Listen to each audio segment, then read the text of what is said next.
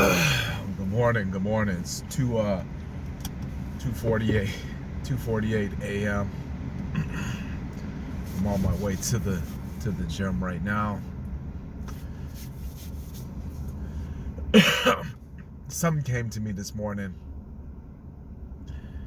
and it said if there's going to be a disagreement or if there's going to be an issue internally within family, within friends, those things that are said or did and that create such a strain on relationships. I mean, literally. I was listening to the song by Fabulous, and he says it's crazy how you can give a relationship 20 different chances, but family, let one disagreement inside of a family happen, and it's like, I hate you, I never want to talk to you, you're dead in my life. So what was said to me, let me get going. Sorry about that. I'm got all types of wake up stuff happening. It said that whatever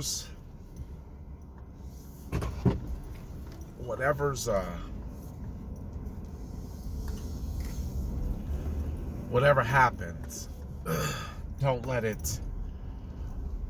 let it be because you didn't do everything you could possibly do. And listen, I understand that there's only one savior, and that ain't me. I understand that. So I'm not saying save anybody. I'm not saying put yourself in a position where you're putting more out that it's hurting you. But I'm saying there's always enough that you can do that could keep the relationship in good grace, or put the relationship back in position to be strong again. And I'm, not for any particular reason why I'm saying this, other than the fact that too often we see that people have fallen apart and the reasons aren't really clear, and even when they are clear, they weren't really about nothing. And then the problem happens every time one of the two parties ends up passing. And what ends up happening as a result of that is nobody gets closure. Nobody wins.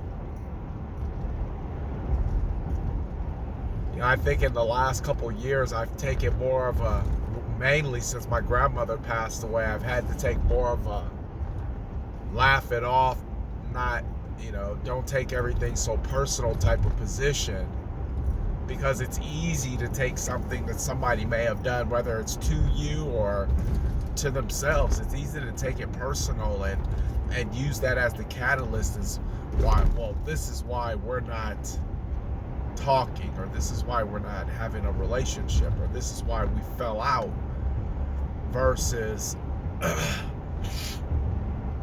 understanding the principles behind you can't fight all the wars. Pick your battles.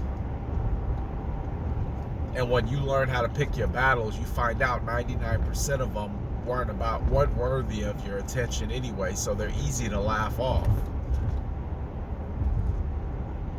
One thing I miss about my timeline on my OneDrive or somewhere where I store my photos at, it popped up with a picture of my grandmother and my great uncle Oscar, which was my grandfather's brother.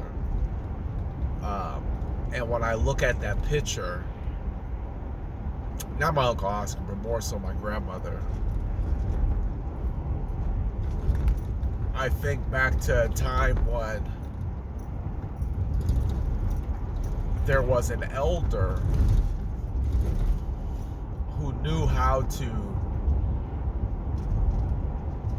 bring things together, but yet managed to stay out of the fire, in a weird kind of way. I guess they were able to put their differences to the side in order for the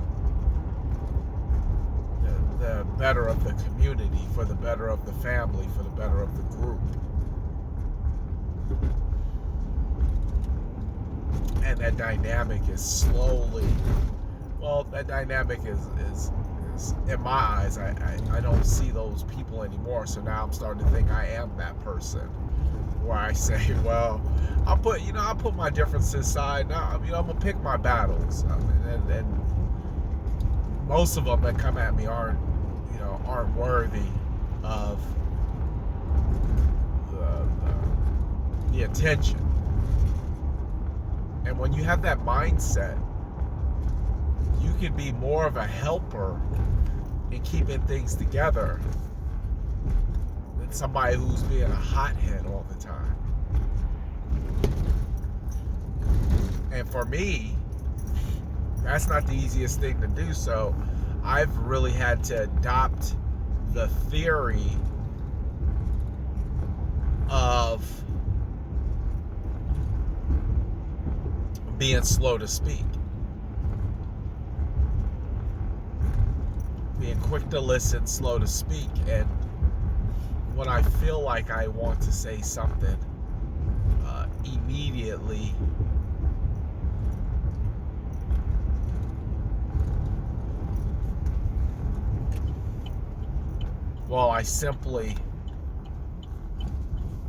I give it some time. And what I've noticed in doing that,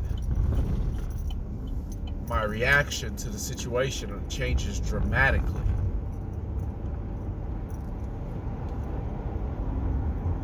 See, because as human beings, we have the tendency to react emotionally. When not every situation is an emotional situation, some are just, they need a decision. And then some of them don't need an answer at all. They don't even need acknowledgement. But as humans, we're so reactionary. I guess what kind of sparked all this was listening to this podcast yesterday. They were talking about how our ancestors, and you got to go back kind of far, they didn't need to eat on a regular basis. And sometimes they didn't eat for a day, 2 days.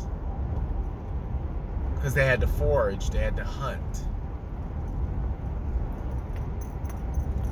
And they were adapted to eating like that. Whereas now, we have this mindset that we need to eat every hour on the hour, or we need to have 3 meals a day, or whatever is the preconceived notion of how we survive. It's not how we used to be. And we didn't always used to be so reactionary. Sometimes we would stop and give consideration. But we live in this very fast pace. So when something happens, we react fast and we don't give ourselves enough time to evaluate the situation. So therefore, everything becomes a battle. In my business, it's funny. We have, in the home buying process, we have 4 different steps, 4 to 5 different steps, even maybe up to 7. And at each step, it's really either a victory or it's a loss. And what's funny is, when I see people who win victories during the process, and automatically start looking for the next battle. I think the biggest takeaway of last year that I have was to learn how to celebrate my victories. Stop moving from war to war to war to war. If you know anything about history, you know that people who are always looking for a battle usually are the ones that end up getting defeated in the end. Hitler, Napoleon, Genghis Khan, Stalin. They always end up getting defeated in the end.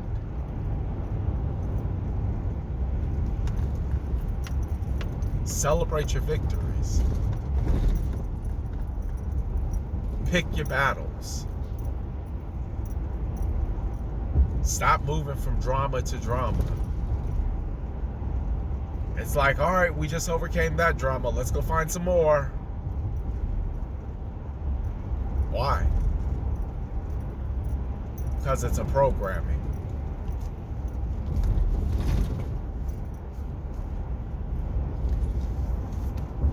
Simple as that. It's a programming.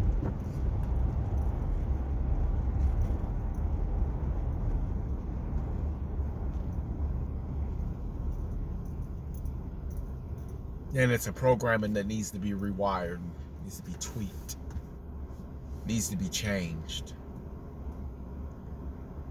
Or it's going to be a dysfunction that you end up growing up with.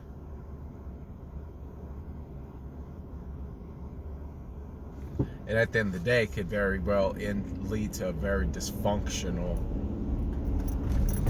unhappy life. Where you can't see